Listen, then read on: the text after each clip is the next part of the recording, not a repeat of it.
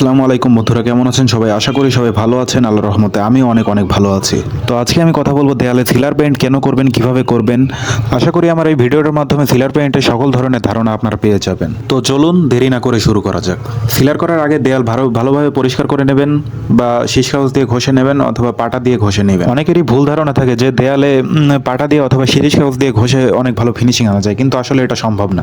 আপনারা বাড়ি করার পূর্বে অবশ্যই এটা খেয়াল রাখবেন যাতে প্লাস্টারে অনেক ফিনিশিং আসে, কারণ প্লাস্টার যদি ফিনিশিং হয় তাহলে রং করলে অবশ্যই সুন্দর লাগবে দেখতে। আশা করি আপনারা বুঝতে পেরেছেন। তো স্ক্রিনে আপনারা যে বালতিটা দেখতে পাচ্ছেন সেটা হচ্ছে বার্জার ওয়েদারকোট এক্সটেনশন সিলার। এটা মূলত বাহিরে ব্যবহার করা হয়। বর্তমানে এটার দাম 5,600 টাকা। আর এখন আপনারা যেটা দেখতে পাচ্ছেন সেটা হচ্ছে ওয়াটার সিল। এটা মূলত ঘরের ভিতরে ব্যবহার করার জন্য। তো আপনারা যদি ঘরের ভিতরে সিলার মারতে চান তাহলে ওয়াটার সিলার ব্যবহার করবেন, এবং বাহিরে যদি সিলার মারতে চান তাহলে ওয়েদারকোট এক্সটেনশন সিলারটা ব্যবহার করতে পারেন। তো এখন আমরা কথা বলবো সিলার মারার উপকারিতা সম্পর্কে। আপনার ঘরের দেওয়ালে যদি লবণাক্ততা বেশি থাকে অথবা ড্যাম থাকে তাহলে এই সিলারটি ব্যবহারের ফলে আপনার ঘরের দেওয়ালটা আরও মজবুত হয়ে যাবে।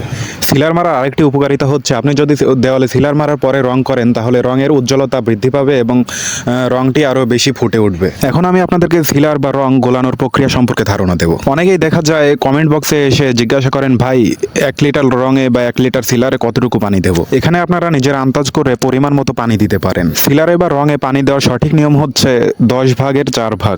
অর্থাৎ আপনার কাছে যদি 10 লিটার রং বা সিলার থাকে তাহলে সেখানে আপনি 4 লিটার পানি মিশ্রণ করতে পারবেন।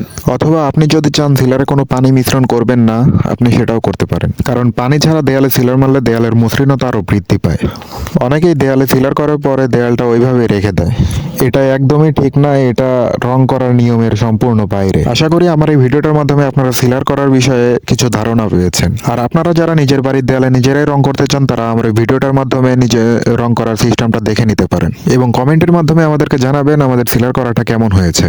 এবং আপনারা যদি পুরো বাড়িটার রং করার বিষয়ে আপডেট পেতে চান তাহলে সাবস্ক্রাইব করে আমাদের পাশে থাকতে পারেন।